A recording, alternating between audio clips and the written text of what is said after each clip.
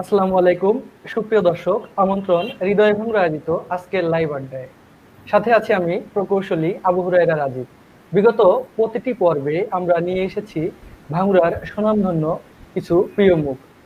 তারই ধারাবাহিকতায় আজ আমাদের সাথে আছেন বিশিষ্ট শিক্ষাবিদ, সাহিত্য সাধক, কবি নুরুজ্জামান মুসাফির। আপনাকে আমাদের লাইভে স্বাগতম। আপনি কেমন আছেন? আলহামদুলিল্লাহ, তোমাদেরকে আন্তরিক ধন্যবাদ জানাচ্ছি। আমরা সম্প্রতি হৃদয় ভাঙুরা থেকে ভাঙ্গুরার আলোকিত মানুষদের নিয়ে ধারাবাহিকভাবে লাইভ আড্ডার আয়োজন করে একটা গঠনমূলক পদক্ষেপ নিয়েছি, যা হয়তো আপনি কিছুটা শুনেছেন। এই সম্পর্কে ভাঙ্গুরা উপজেলার সম্মানিত একজন প্রবীণ বিজ্ঞ জ্ঞান সাধক হিসাবে আপনার বিজ্ঞচিত অভিমতটা জানতে ইচ্ছা করছে। খুব সুন্দর কথা। মান আল্লাহ পাকের সুগভীর দর্শন সিদ্ধ সৃষ্টির তাৎপর্যমণ্ডিত মূল রহস্য কিন্তু একমাত্র তারই জ্ঞানায়ত্তে। তবে তার প্রিয় সৃষ্টির সেরাই আদম সন্তান স্বীয় প্রজ্ঞায়িত সূক্ষ্ম মেধার সরস প্রশ্রবণ ধারায় জীবন জীবিকার সাথে সাথে আপনার অস্তিত্বকে সুন্দরতম অবয়বে টিকিয়ে রাখার আন্তরিক প্রয়াসলব্ধ সৃজনশীল অনুভূতির বাস্তব রূপায়নে আপন জন্মভূমির রূপ সুষমামণ্ডিত সখী ঐতিহ্যবোধের স্বপ্নীল যে চেতনা আছে, সেই চেতনালব্ধ উপলব্ধির সুন্দর ও মার্জিত রূপায়ণের বাস্তব ভূমিকা হিসেবে আমি আখ্যায়িত করতে পারি বা আখ্যায়িত করা যেতে পারে তোমাদের হৃদয় ভাঙ্গনের এই কাঙ্ক্ষিত পদক্ষেপটি। আমাদের বিষয়টি আপনার সুগভীর বুদ্ধিদীপ্ততার আয়নায় এত সুন্দর ও সূক্ষ্মভাবে গুরুত্ব সহ চিত্রিত হয়, আমরা গর্বিত। আপনার কাছ থেকে আরো কিছু জানতে ইচ্ছা করছে। আপনার জন্মটা কোথায় এবং কবে হয়েছে? আমার জন্মটা অবশ্য বৃহত্তর পাবনা অধুনা সিরাজগঞ্জ জেলার উল্লাপাড়া থানার কাওয়াক গ্রামের মাতুলালয়ে। আর এসএসসি সার্টিফিকেট অনুযায়ী আমার জন্ম তারিখটা লেখা আছে 20 অক্টোবর 1947 সাল। আপনি সাহিত্য সাধনাটা মূলত কবে থেকে শুরু করেছেন? সাহিত্য সাধনা বলতে যেটা বোঝায় সেটা না, আমি কিশোর বয়স থেকে লেখালেখি শুরু করেছি, স্কুল জীবন থেকে, অর্থাৎ 1958 থেকে 60 সালের দিক থেকে। আপনার শিক্ষা জীবনের শুরু এবং শেষ কোথায় হয়েছিল? শিক্ষার বিষয়টা উল্লেখ করতে কিন্তু অনেক অতীতে ফিরে যেতে হবে আমাকে, কারণ আমার পৈতৃক ভিটা পাবনা জেলার সাথিয়া থানায় হলেও নাট্যমী ইউনিয়নের বড় পাতলাট গ্রামে আমার বাবা পড়ে থাকেননি। তিনি কর্মজীবনের তাগিদেই শ্রদ্ধ আমাদের ব্রিটিশ শাসন আমলে কলকাতায় রেল বিভাগে কর্মরত ছিলেন। 1947 সালে 14 আগস্ট পাকিস্তান হিন্দুস্তান দুটো রাষ্ট্র হয়ে গেল। হিন্দুস্তান হিন্দু নির্ভর আর মুসলিম প্রধান দেশ পাকিস্তান যখন স্বাধীনতা প্রাপ্ত হলো, তখন তিনি বদলে হয়ে উত্তরবঙ্গের বগুড়া জেলার প্রখ্যাত রেল জংশন স্টেশন সান্তাহারে চলে আসেন। শৈশব থেকে আমরা দুই ভাই ও এক বোনের সেখান থেকে আনুষ্ঠানিকভাবে শিক্ষা জীবনের সূত্রপাত ঘটে। বাংলাদেশের মুক্তি সংগ্রামের পূর্ব পর্যন্ত অবশ্য আমরা সেখানেই ছিলাম। তখন আপনার শিক্ষা জীবনটা কোন পর্যায়ে ছিল? সেই সময় অবশ্য আমি রাজশাহী বিশ্ববিদ্যালয়ের বাংলা বিভাগে এমএ চূড়ান্ত পর্বের পরীক্ষার্থী ছিলাম। 1971 সালের মার্চের 2 তারিখে একটা পরীক্ষা হয়ে গিয়েছিল। আর তখনকার অবিসংবাদিত নেতা বঙ্গবন্ধু শেখ মুজিবুর রহমানের 7ই মার্চের ভাষণের পর থেকে অসহযোগ আন্দোলন শুরু হয়ে যায়। তখন আপনারা কি করলেন? তখন আর কি করার ছিল, সান্তাহারে তো অনেকদিন আগে থেকেই ছিলাম। যাই হোক, প্রায় 20-25 বছর থাকার পর ঠিক ওই সময় আমার বাবা কিন্তু সান্তাহার থেকে ঈশ্বরদী সিরাজগঞ্জ সেকশনে গভীরাবাদ রেল স্টেশনে বদলি অর্ডার পেলেন। 71-এর মার্চের 20 অথবা 22-এর দিকে ওই নতুন কর্মস্থল গভীরাবাদ রেল কোয়ার্টারে সপরিবারে ওঠেন। তার কদিন পর অর্থাৎ 25 মার্চ রাত্রে সম্পূর্ণ অজান্তে ও অপ্রত্যাশিতভাবে দুর্যোগের ঘটনা শুরু হলো। এবং তদুপরি আরম্ভ হলো মুক্তিযুদ্ধ। তারপর আপনারা কি করলেন? মুক্তিযুদ্ধে কি আপনার কোনো ভূমিকা ছিল? আমার মাস্টার্স এক পেপার পরীক্ষা হয়ে গিয়েছিল যুদ্ধ শুরু হওয়ার আগে, যেটা কিছু আগে বলেছি। তবে সামনে পরীক্ষাগুলোর প্রস্তুতি কষ্ট হলেও চালিয়ে যাচ্ছিলাম ফাঁক করে। কিন্তু যোগাযোগ বিচ্ছিন্নতার কারণে রেলের চাকা বন্ধ হয়ে যাওয়ায় অন্যান্য স্টেশনের মতো আমার আব্বাও অফিসে তালা লাগিয়ে দিয়েছিলেন, যার ফলে প্রাত্যহিক যাত্রী সাধারণের অবর্ণনীয় ভোগান্তির করুণ দৃশ্য চোখে পড়ায় একান্ত মানবিক কারণেই স্থানীয় কয়েকজন যুবক মিলে একটা সংগ্রাম পরিষদ গঠন করেছিলাম এবং স্টেশন চত্বরেই একটা লঙ্গরখানা খুলেছিলাম। বলেন কি, লঙ্গরখানা কেন? এর মূল কাজ কি ছিল? এটা অবাক হবারই কথা। সত্যিকার লঙ্গরখানা বলতে যেটা বোঝায় মূলত সেটা নয়। এটা ছিল আমাদের মূল কাজ কয়েকজন আশপাশ গ্রাম ও পাড়া ঘুরে বিত্তবান ও ব্যবসায়ীদের কাছ থেকে টাকা পয়সা, আটা চাল সংগ্রহ করে আনা, আর কয়েকজন মিলে ডাল গুড় চিনি ইত্যাদি সংগ্রহ করা এবং বাকি কয়েকজন বসে রুটি তৈরি করা। রুটি কাদের জন্য বানানো হতো? এটা তো একটা বাস্তব প্রশ্ন। এত কষ্ট কেন করছিলাম আমরা, তার পিছনে অবশ্যই কারণ ছিল, এবং তখনকার সেই করুণ দৃশ্য সচোখে না দেখলে বিশ্বাস করা কঠিন। চারদিকে নিষ্ঠুর বাহিনী, নির্মম হত্যাযোগ্য অগ্নিসংযোগ, চোর বাটপার অর্থাৎ অসাধু লোভিয়া লম্পটদের লুটপাট আর নির্যাতনের হাত থেকে রেহাই পাওয়ার জন্য ঢাকা, রাজশাহী, খুলনা সহ দূর দূরান্ত থেকে নিরাপদে আশ্রয় নিতে কর্মস্থল থেকে রাতে দিনে আবলবৃদ্ধ বনিতা দীর্ঘ সড়ক পথে রেলপথে পায়ে হেঁটে যেতে সীমাহীন ক্লান্তি আর ভীত সন্ত্রস্ত অবস্থায় ঘর্মাক্ত কলেবরে স্টেশন প্ল্যাটফর্মে এসে একেবারে শুয়ে পড়ত। ওই সংকটকালে একান্ত মানবিক কারণেই তাদেরকে অন্ততপক্ষে একটা রুটি, একটু ডাল চিনি গুড় দিয়ে এক গ্লাস পানি পানের সেবা দিয়ে গন্তব্যে রওনা হওয়ার সাহায্য করতে চেষ্টা করেছি আমরা। মুক্তিযুদ্ধ তো চলছিল প্রায় 9 মাস ধরে। আপনার এমএ পরীক্ষার ব্যাপারটা কতদূর গড়ালো? এটাও যুক্তিসঙ্গত প্রশ্ন, সময়োচিত। তো মুক্তিযুদ্ধ শুরু হওয়ার কয়েক মাস পর আমাদের 3 ব্যান্ড ফিলিপস রেডিওতে স্বাধীন বাংলা বেতার কেন্দ্র অনুষ্ঠান শোনার সাথে সাথে মাঝে মধ্যে পাক বাহিনী নিয়ন্ত্রিত রেডিও পাকিস্তানের খবর টবর শোনার চেষ্টা করতাম। হঠাৎ একদিন শুনলাম রাজশাহী বিশ্ববিদ্যালয়ের পরীক্ষা শুরু হয়ে গেছে।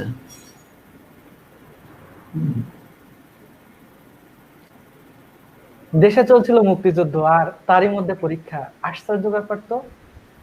আপনি তখন কি করলেন? এটা অবাক হবারই কথা। বাস্তব ব্যক্তিগত চাক্ষুষ প্রত্যক্ষ দর্শক হিসেবে আমি ছিলাম, তাই তো আপাত দৃষ্টিতে জীবনের শেষ ডিগ্রি এমএ ফাইনাল ইয়ারের ছাত্র হিসেবে কিছুটা বিব্রত বোধ হওয়ারই কথা। তাই বিষয়টা আঁচ করার জন্য একমাত্র আল্লাহ ভরসা করে মা ও আব্বার দোয়া এবং অনুমতি নিয়ে সাবধানে বিভিন্ন চেকপোস্ট পার হয়ে নিরাপদে গন্তব্যে পৌঁছে, অর্থাৎ রাজশাহীতে পৌঁছে খোঁজ নিয়ে জানলাম বাংলা বিভাগের প্রায় 150 শিক্ষার্থীদের মধ্যে মাত্র 15-20 জন পরীক্ষা দিতে এসেছে। বিস্তারিত জানার জন্য প্রশাসনিক ভবনের দিকে পা বাড়ালাম। সত্য কথা বলতে কি, জিন্না হলের বর্তমানে শেরে বাংলা হলের কাছে গিয়ে থমকে দাঁড়ালাম। কারণ ওই মুহূর্তে আমার মধ্যে বিবেক তাড়িত অনুভূতিতে একটা বিষয় প্রগাঢ়ভাবে অনুভূত হলো বা নাড়া দিল, এতজন ছাত্রছাত্রীর অবস্থা কি হবে যারা পরীক্ষা দিতে আসেনি। একমাত্র পরম করুণাময়ের উপর ভরসা রেখে আমি বাড়ি ফিরে এলাম। দেশ স্বাধীন হবার পর যথারীতি শান্তিপূর্ণভাবে বাকিরা পরীক্ষা দিয়ে সসম্মানে বেরিয়ে এসেছি। কথায় বলে না, সবুরে মেও ফলে।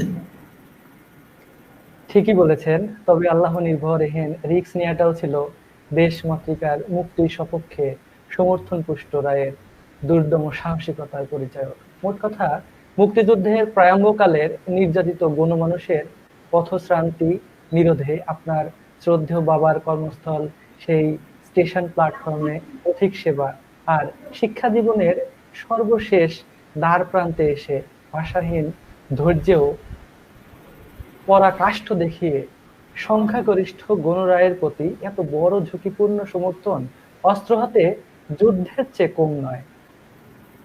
ঠিকই বলেছ। তোমার এই সুন্দর বাস্তবমুখী সত্যাগ্রহী গঠনমূলক মন্তব্যের জন্য আমি অত্যন্ত কৃতজ্ঞ। খুব ভালো লাগছে আমার।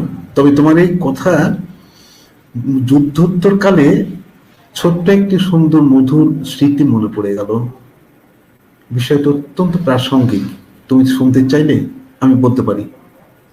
প্রাসঙ্গিক হলে আমাকে বেশি করে আপনাকে বেশি করে জানার সুযোগ পাবো, সুতরাং নিঃসংকোচে বলুন। আসলে ঘটনা হচ্ছে, বাংলাদেশ স্বাধীন হওয়ার পর যাতায়াত ব্যবস্থা যখন স্বাভাবিকতা এলো, তখন অত্যন্ত জরুরি একটা কাজের জন্য ঈশ্বরদী যেতে হলো। কাজ শেষে টিকিট করে প্ল্যাটফর্মে আসতে ওভারব্রিজে উঠতেই সুঠামদেহী এক ভদ্রলোক আমাকে সাগ্রহে সালাম দিয়ে করমর্দন করে দু হাতে জড়িয়ে বলে উঠলেন, we are ever grateful to you ভাইজান।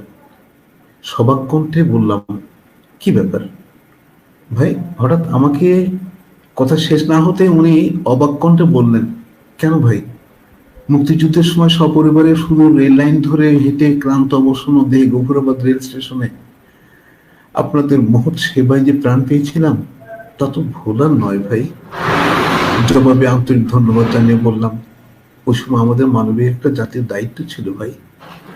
আপনি যদি এখন মনে রেখেছেন, এই জন্য আন্তরিক ধন্যবাদ জানাচ্ছি, আল্লাহ শুকরিয়া জানাচ্ছি। বিনিময়ে আল্লাহ দেবেন বলে আমি বিদায় নিয়ে চলে এলাম। আপনার বর্ণনায় এক নিবেদিত প্রাণ সমাজসেবক এবং দেশপ্রেমিক হিসাবে অবদানের নিশ্চিত স্বাক্ষর রচনায় আন্তরিক প্রয়াস। আসলে সত্য কথা বলতে কি, অস্ত্র নিয়ে না হলেও দেশ মাতৃকার অস্তিত্বের স্বপ্ন পূরণে আপনার অবদান একজন সহযোগী মুক্তিযোদ্ধার ভূমিকার মতোই। এবার আপনার কর্মজীবন সম্পর্কে জানতে চাচ্ছি। কথাটা ঠিকই, শিক্ষার পর তো কর্মজীবন আসতেই পারে। দেশ স্বাধীন হওয়ার পর আপা বদলি হলেন গোখাড়া থেকে গোখাড়া রেল স্টেশনে, গোখরাবাদ থেকে গোখাড়াতে। গোখাড়া স্টেশন কোয়ার্টারে থাকা অবস্থায় আল্লাহ পাকের অশেষ রহমতে MA ডিগ্রিটা নিয়ে প্রথমে ঢাকা জেলার বর্তমানে নারায়ণগঞ্জের 2500 সফারেলি কলেজে, পরে ঢাকার নবগঞ্জ থানার গালিমপুর ইসামতি কলেজে, এবং তার আগে একটা কলেজে ছিলাম ধামরাই থানার কুশল নবোদয় কলেজে। তারপরে চলে এলাম ওই কবি কায়কোবাদের বাড়ির কাছেই একটা কলেজ ছিল, গালিমপুর ইসামতি কলেজ, এবং সেখান থেকে আমি বর্তমানে ভাঙ্গুড়া উপজেলার, তখন থানা ছিল, বর্তমানে উপজেলার স্বনামধন্য একটা ইসলামী শিক্ষা প্রতিষ্ঠান, এই শরৎনগর ফাজিল ডিগ্রি মাদ্রাসায় বাংলা বিভাগের প্রধান হিসেবে জয়েন করেছিলাম। আপনার শিক্ষা জীবন ও কর্মজীবন তো সংক্ষেপে জানা গেল, এখন জানতে মন চাচ্ছে যে আপনি ভাঙ্গুড়ায় কবে থেকে? ভাঙ্গুড়ায় কবে থেকে, সুন্দর প্রশ্ন। আমার আব্বা গোঘাড়া স্টেশন থেকে ভাঙ্গুড়ায় বড়াল ব্রিজ স্টেশন বদলি হয়ে এসেছিলেন 1975 সালের দিকে, এবং প্রথমে কিছুদিনের জন্য শরৎনগর বাজারে একটা ভাড়ার বাসায় ছিলাম। আব্বা অবশ্য এই বাজার এলাকাতে মাথা গোজার একটা ঠাঁই করেছিলেন, সেখানে বর্তমানে অবস্থান করছি। আপনি পাঠ্য জীবন থেকে কলম চালিয়ে আসছেন এবং কর্মজীবনেও শত ব্যস্ততার মধ্যে তা থেমে নেই। তো এ পর্যন্ত কি কি বিষয়ের উপর সাধনা চলছে আপনার? চলমান গতিতে এ পর্যন্ত গল্প, প্রবন্ধ, কবিতা, ছড়া, গান, নাটক, নাটিকা, জীবন্তিকা, কথিকা ইত্যাদি সাধ্যমতো চালিয়ে যাচ্ছি, আল্লাহ যতটুকু তৌফিক দিচ্ছেন।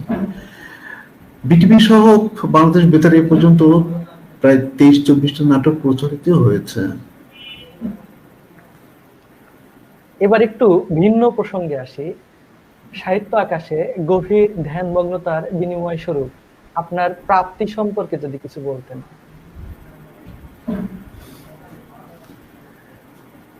আসলে প্রতিভার মূল্যায়ন তো আর্থিক মানদণ্ডে বিচার্য নয়, তবে স্বীকৃতি স্বরূপ যে প্রাপ্তিগুলো ঘটেছে তা আমার জীবন বৃত্তান্ত কপিতে ধারাবাহিকভাবে দেওয়া আছে।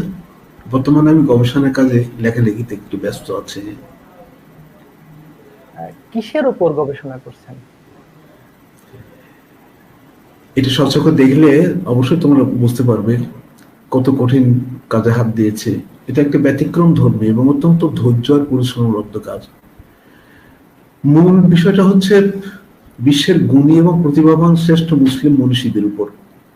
শুরু করেছি একমাত্র আল্লাহ ভরসা করে হযরত আদম আলাইহিস সালাম থেকে সর্বপ্রথম, এবং সর্বপ্রথম থাকবেন হযরত মুহাম্মদ সাল্লাল্লাহু আলাইহি সাল্লাম। এই বয়সে আপনার এমন সাহসী উদ্যোগ সত্যি অবাক করার মতো। বিশ্বস্ত সূত্রে জেনেছি আপনি ভাঙ্গুড়া উপজেলার ইতিহাসও লিখেছেন, যা উপজেলাবাসীর জন্য একটা গর্বের বিষয়। ইতিহাসটা কবে থেকে লেখা শুরু করেছেন এবং কতদূর লেখা হয়েছে? ইতিহাস ইতিহাসই, এটা বললে অবশ্যই বুঝতে পারবে। তুমি অবশ্য কথাটা ঠিকই শুনেছ। ভাঙ্গুড়া ইউনিয়ন থেকে থানায় রূপান্তরিত হওয়ার পর ভাঙ্গুড়া বাজারে প্রাক্তন সমাবেশ ভবনে, বর্তমানে যেটা থানা ভবন, অস্থায়ী থানা নির্বাহী অফিসার কার্যালয়ে কর্মরত দ্বিতীয় তিয়ানো ছিলেন জনাব এম ফরহাদ সাহেব। প্রথম তার অফিস কক্ষে ভাঙ্গুড়ার একটা ঐতিহাসিক চিত্র সংরক্ষণ কল্পে গ্রন্থাগারে কিছু লেখার প্রস্তাব করেন উনি আমাকে 1986 সালের দিকে। ওই সময় প্রথম উপজেলার চেয়ারম্যান ছিলেন বর্তমান আমাদের এমপি মহোদয়। তখন প্রথম উপজেলার চেয়ারম্যান ছিলেন মকবুল সাহেব। এ ব্যাপারে গুরুত্ববহ উৎসাহ পরামর্শ সহ তিনিও তথ্য সংগ্রহ কল্পে একটি ছাড়পত্র দিয়েছিলেন আমাকে। মূলত তখন থেকেই হাঁটি হাঁটি পা পা করে ভাঙ্গুড়া উপজেলার একটি ইতিহাস লেখার কার্যক্রম শুরু হয়েছে এবং পাণ্ডুলিপি আকারে অবস্থান করছে। এবং চলমান সভ্যতার আঙিকে কিছু কিছু তথ্য আপডেট করতে হবে, তারপরে ইনশাল্লাহ ছাপানো যায় কিনা ভেবে দেখতে হবে। নিঃসন্দেহে একটা ভালো কিছু করেছেন ভাঙ্গুড়ার জন্য।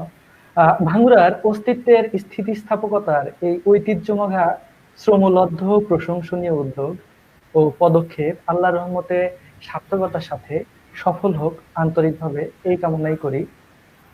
আচ্ছা, এই পর্যন্ত সত্যিকার অর্থে একজন সৃজনশীল সাহিত্যিক হিসাবে সার্বিকভাবে আপনার লেখালেখির পরিমাণ কত দূরে গিয়েছে? প্রতিটি কাজের সময় সুযোগ অঙ্গাঙ্গিভাবে জড়িত, তবে খোদা প্রদত্ত ধৈর্যের বাঁধ ভাঙা স্রোতের অনুকূলে চলার সুবাদে বিভিন্ন প্রকার ও শাখার বর্ণের লেখালেখিতে সম্পৃক্ততার ফলে মন্থর গতিতে হলেও ছোট বড় মাঝারি সব মিলে প্রায় 60 থেকে 70টা পাণ্ডুলিপি চূড়ান্তভাবে প্রস্তুতি কার্যক্রম চলছে। আপনার এই উদ্যোগটা প্রশংসনীয়। এখন সত্যাগ্রহী মনে আমার একটা বিষয় জানতে ইচ্ছা করছে। একজন সচেতন মানুষের মধ্যে বিবিধ জ্ঞানের সমাবেশ থাকতে পারে, তা আপনি সুদীর্ঘদিন ধরে সাহিত্য সাধনা করে আসছেন। এই ভাবনা বিধুর কষ্টসাধ্য সাধনার মূল লক্ষ্য এবং উদ্দেশ্যটা যদি একটু বুঝিয়ে বলতেন। এতক্ষণে সত্যিকার একটা মূল্যবোধ সম্পর্ক সুন্দর একটা প্রশ্ন আমার কাছে এলো। মূলত শহীদ ধাতু থেকেই সাহিত্য শব্দটির উৎপত্তি। শহীদ অত সঙ্গে বা সাথে, কিন্তু কার সাথে? আল্লাহ পাকের সৃষ্টির শ্রেষ্ঠ জীব অর্থাৎ আশরাফুল মাখলুকাতে মানব জাতিকে জ্ঞান প্রজ্ঞা মেধার মননশীল সুগভীর দর্শন সিদ্ধ চিন্তা চেতনা সম্মিলিত সুখ দুঃখ হাসি কান্না মিশ্রিত চিরন্তন ভাব ব্যঞ্জনাময় প্রেম প্রীতি আর স্নেহ ভালোবাসার স্নিগ্ধ পেলেবতায় জীবনকে বাস্তবতার নিরিখে প্রাণস্পন্দিত ভাবে সাজিয়ে পরম করুণাময়ের আরাধনায় ব্যাপৃত রেখে চির সুন্দর নীতি নির্ধারণে স্বচ্ছ পথে চলার মাধ্যমে এহ পারলৌকিক প্রাণকারা সুনির্মল জীবন প্রয়াস লব্ধ সূক্ষ্ম অনুভূতিশীল চিত্তের পুষ্প সুবাসিত পরাগে সঞ্জীবিত করে সমগ্র সৃষ্টির শ্রেষ্ঠত্বের আসনে সমাসীন করেছেন আদম সন্তান এই মানবকুলকে।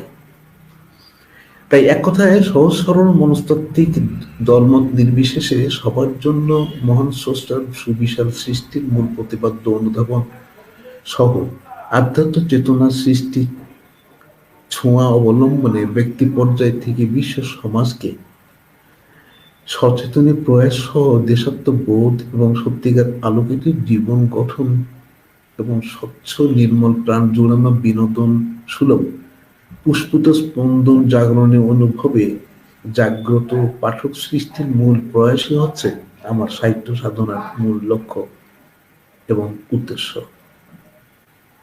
খুব ভালো লাগলো যুক্তিপূর্ণ উক্তিগুলো। এই মুহূর্তে একটি বিষয়ে জানতে ইচ্ছা করছে যে লেখালেখি করতে গেলে তো পড়াশোনাও করতে হয়। অবসরে হয়তো আপনি তা অবশ্যই চালিয়ে যান। যাই হোক, সাহিত্য সাধনা করতে গিয়ে আপনার জীবনে স্মরণীয় কোনো ঘটনা আছে কি? না জানলে খুশি হতাম।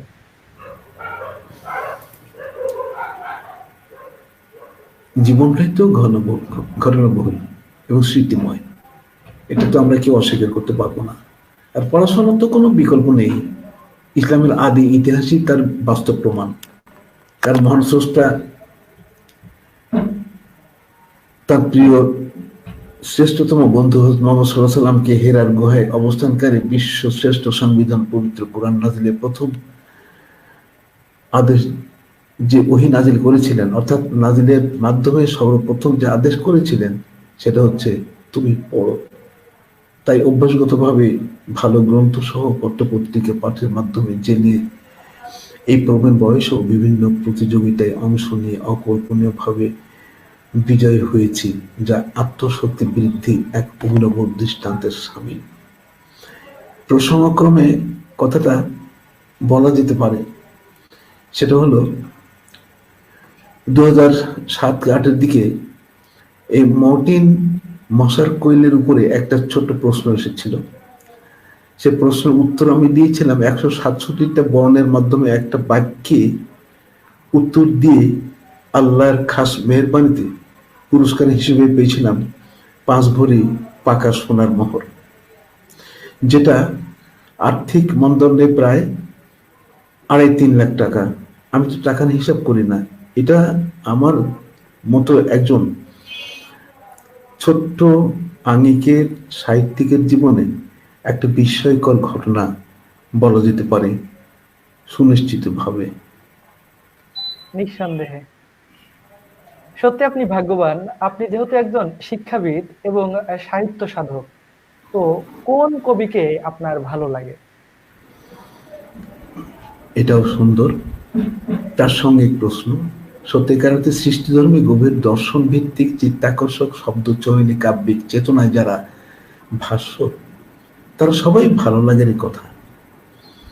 তবে বিশেষত্বের দিক থেকে যারা পাঠক প্রাণের মনে কোঠায় ঠাঁই করে নেন, তাদের কথা ভিন্ন। জাতীয় কবি নজরুল ইসলামকে কেমন লাগে আপনার? কবি নজরুলকে তো ভালো লাগের কথা, তবে ভাগ্যক্রমে কবি নজরুলকে উনি বেঁচে থাকতে একবার দেখারও সুযোগ হয়েছিল আমার, তাই বিশেষভাবে তাকে মনে পড়ে। আপনি তাকে স্বচক্ষে কবে কোথায় দেখেছেন? এটা ছিল 1976 সালের কোন এক মাসে, রোববার ওই আমি অপরাহ্নে হাঁটতে হাঁটতে ধানমন্ডিতে কবি ভবনে গিয়ে এক যুবককে বসে নজরুল গীতি পরিবেশন করতে দেখলাম। নজরুল গীতি গাওয়া শেষ হয়ে গেলে কবি সোফা থেকে অন্দরে যাওয়ার জন্য উদ্যোগ নিতেই পরিচারক তাকে ধরে বসিয়ে দিল। আমি পরিচারক ছেলেটাকে দরজার কাছে ডেকে ভিতরে যেতে চাইলে সে আমাকে কবির কাছে নিয়ে গেল। আমি তখন তার ডান হাতটা ধরে দাঁড়িয়ে থাকলে আঁকুবাঁকু করে কি যেন বলতে চাইলেন কবি, কিন্তু বোঝা গেল না। হাত ধরে থাকা পর্যন্ত আমার মধ্যে ব্যাকুল নীরব ব্যক্তির যে স্ফুরণ ঘটছিল, তা হলো শৈশব থেকে এই যাবৎ যার বৈচিত্র্যময় বহুমুখী লেখাজোখা পড়ে আসছি এবং পড়াচ্ছিও এবং পড়তে থাকবো ইনশাল্লাহ। অথচ এত গভীর সান্নিধ্য পাওয়ার পরেও তার সাথে দুটো কথা বলতে পারলাম না। কিছু পরে ফিরে এসে প্রাণ প্রিয় কবি নজরুলকে সেই প্রথম সেই শেষ দেখা শীর্ষক একটা পুথিকাও লিখে ফেললাম এবং দু একটা পত্রিকা ছাপাও হয়েছে। এর কয়েক মাস পর কবি চির বিদায় নিয়েছেন। এছাড়া কবি বেনজির আহমেদ এবং কবি কায়কোবাদের বাড়িতেও গেছি। পাবনা জেলার ফরিদপুর উপজেলার খাগড়বাড়িয়া গ্রামের প্রখ্যাত কবি আবুল হাসেম, যার পাকিস্তান আমলে তারেকের স্বপ্ন নামে ওই এসএসসিতে সেকেন্ডারি লেভেলে একটা কবিতাও সিলেবাসে ছিল। এমন একজন মহান কবি আমাদের বাড়ির কাছেই, তিনি আমাকে অত্যন্ত স্নেহ করতেন লেখালেখির কারণে। আপনার ভাগ্য বটে, সবই এক মহানের দান। এ পর্যন্ত আপনার কাছ থেকে যা যা জানলাম তাতে মনে হয় আপনি শুধুমাত্র একজন সাহিত্যপ্রেমী নন, আপনার জীবন চিত্রটাই বৈচিত্র্যময়। এখন আপনার কাছ থেকে আজকের শিশু এবং তরুণদের সম্পর্কে কিছু জানতে চাই। বিষয়টা অত্যন্ত যুগোপযোগী। আমার খুব ভালো লাগছে তোমার এই প্রশ্নে। আজকে শিশু যখন আগামী দিনে গৌরব, এখন মূল বিষয় হচ্ছে যে কোনো বীজ বপন করার পর চারা গজালে তার যত্ন সহ সুস্থ পরিচর্যা করতে হয় এবং তাকে সুন্দরভাবে বড় হতে পারে।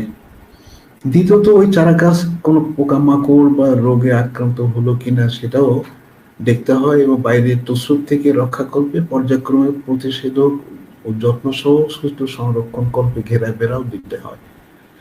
পর্যবেক্ষণ দৃষ্টি চলমান রাখলে তা যেমন ফুলে ফলে সমৃদ্ধ হয়ে ওঠে এবং জ্বালানি ইত্যাদিতে ফলদায়ক ভূমিকা রাখতে পারে, ঠিক একইভাবে একটা মানব শিশুর জন্মলগ্ন থেকে সুন্দর সুষ্ঠুভাবে আদর যত্ন সহ নিয়মিত স্বাস্থ্য পরিচর্যা এবং আদর্শ শিক্ষা দীক্ষায় বড় করার পরে তরুণ বয়সে পদার্পণ করার পথে দূষিত পরিবেশ রোগে আক্রান্ত যাতে না হয় সেজন্য গভীর পর্যবেক্ষণমূলক সুকৌশল শাসন জালে রাখলে তা শুধু পরিবারের জন্যই নয় বরং গোটা দেশ ও জাতি নিঃসন্দেহে উপকৃত হতে পারে।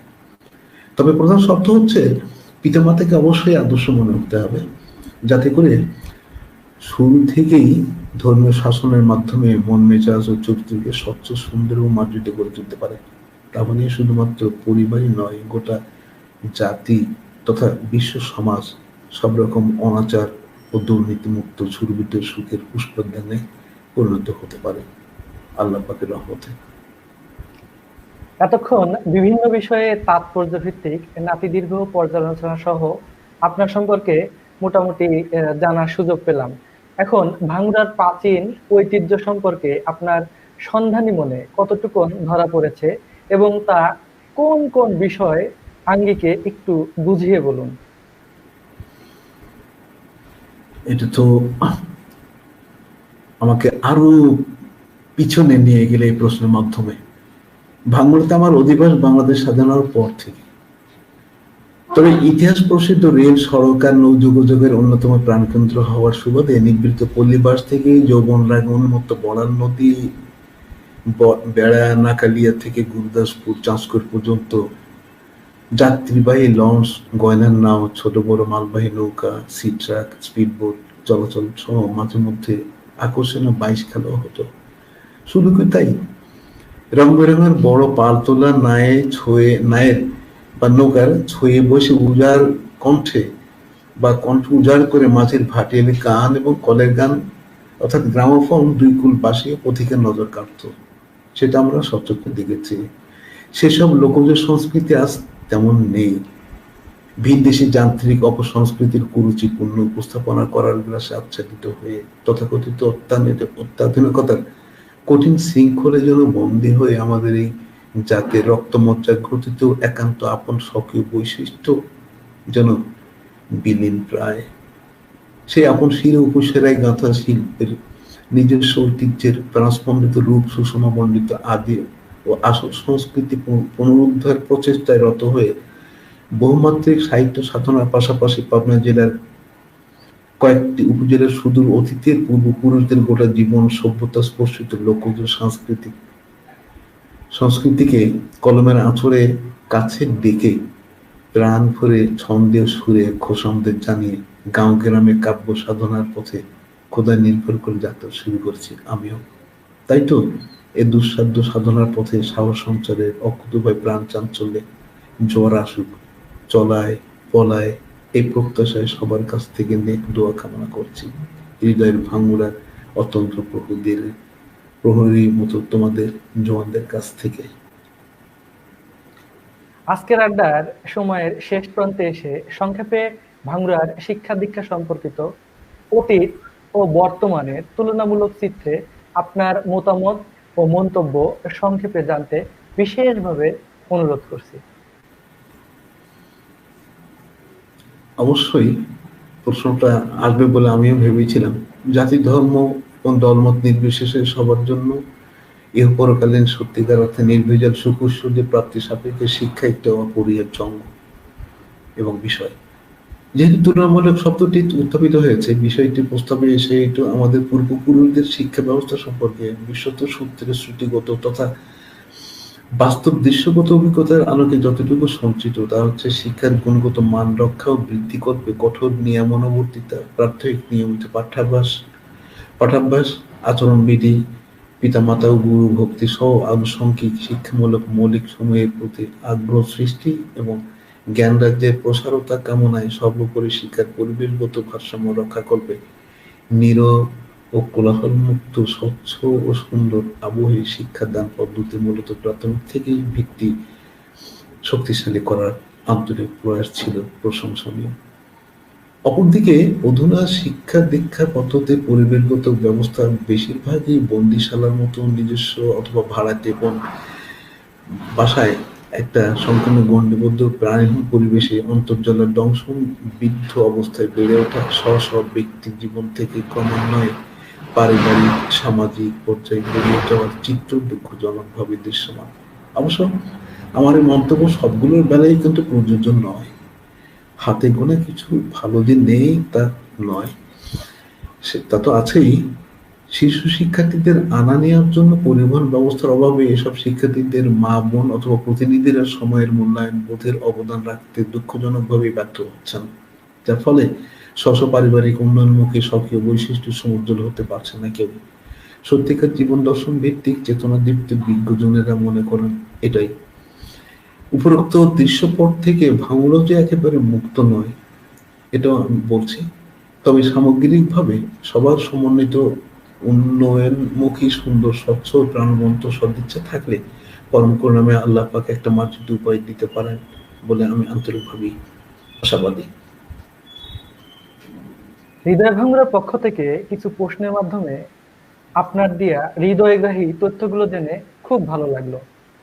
আমাদের সংগঠনটা যেহেতু ভাঙ্গুরা কেন্দ্রিক, সেহেতু আপনার মতো গঠনমূলক সাহিত্য জগতের একজন স্বচ্ছ সাংস্কৃতিবান বড় মাপের বিজ্ঞজনের কাছ থেকে বিশেষভাবে একটা অভিমত জানতে ইচ্ছা করছে। তা হলো, বর্তমানে ভাঙ্গুরার একজন সম্মানিত অধিবাসী হিসাবে ভাঙ্গুরার সৌজন্যে আপনার উৎসর্গিত প্রাণের কতটুকু ছোঁয়া পেতে পারি? অর্থাৎ ভাঙ্গুরাকে আপনি কি দিতে চান? যে কোনো স্থানে সৃজনশীল সাংগঠনিক সংস্থার পক্ষ থেকে এমন প্রস্তাব আসাটা বিচিত্র কিছু নয়, এটা সত্য কথা। তবে যার কাছে এমন চাহিদা উত্থাপিত হবে তার একান্ত ব্যক্তি পর্যায়ের সঙ্গত সামর্থ্য বিশেষভাবে চিন্তার্য এবং বিচার্য। সুতরাং তাদের ব্যক্তিগত অভিরুচি ও দৃষ্টিভঙ্গি এবং প্রকৃতিগতভাবেই শক্তির সামর্থ্য বিচারে সম্পূর্ণ নিরপেক্ষ দৃষ্টিকোণ থেকে পরম করুণাময় দেয়া প্রতিভাগত যোগ্যতার ভিত্তিতে ভাঙ্গুড়া অঞ্চল থেকে প্রত্যক্ষ ও পরোক্ষভাবে বিরাজিত অন্যায় অনাচার ও দুর্নীতি এবং মাদক মুক্ত স্বচ্ছ সমাজ গড়ার কারিগরি হিসেবে সত্যিকার আলোকিত মানুষ গড়ার লক্ষ্যে নগদ অর্থ সম্পদ বা কোনো দলীয় সমর্থনগ্রস্ত ছায়ায় নয়, বরং সর্বজন গ্রাহ্য উন্নয়নমুখী সাহিত্য চর্চার মাধ্যমে শিশু কিশোর যুবক বৃদ্ধ মানব গোষ্ঠীকে অন্ধ কুহিলেখাচ্ছন্ন কুসংস্কারের গড্ডালিকা প্রবাহের টর্নেডো থেকে আসন মুক্তির মাধ্যমে স্বচ্ছ সুন্দর সমাজ বিনির্মাণে অন্তত স্পর্শকাতর ভূমিকা স্বরূপ উন্নয়নমুখী প্রাণস্পন্দিত সাহিত্য সাধনার পুষ্প সুরভিত ছড়ায় আমার সাধ্যমতো প্রচেষ্টার মাধ্যমে যতটা সম্ভব আমি চেষ্টা করতে পারি।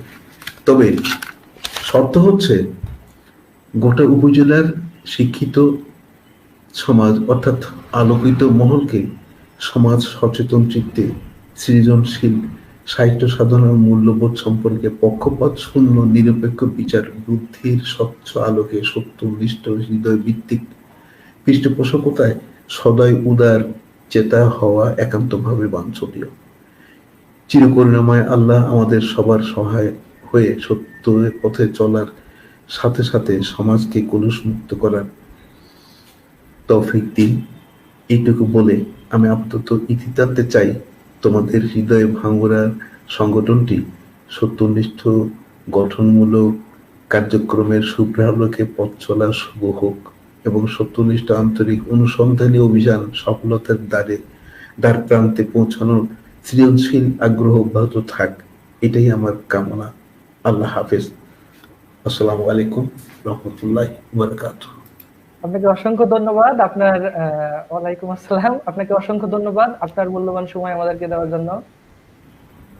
এবং আমার মতো একজন ছোট কবিকে তোমাদের এই হৃদয়ে ভাঙুরার পক্ষ থেকে কিছু বলার সুযোগ দেওয়াতে আমি নিজেকে অত্যন্ত কৃতজ্ঞ বোধ করছি। তোমাদের আন্তরিক মোবারকবাদ জানাচ্ছি এবং সাথে সাথে আরো অনুসন্ধিৎস মনে ভালো ভালো আলোকিত কিছু সৃজনশীল মনীষা তোমরা খুঁজে পাও, আমি প্রাণ ভরে সেই প্রার্থনা জানাচ্ছি আল্লাহ রাব্বুল ইজ্জতের কাছে। থাকো, তোমরা সবাই ভালো ধন্যবাদ। থাকো, আমার জন্য সবাই।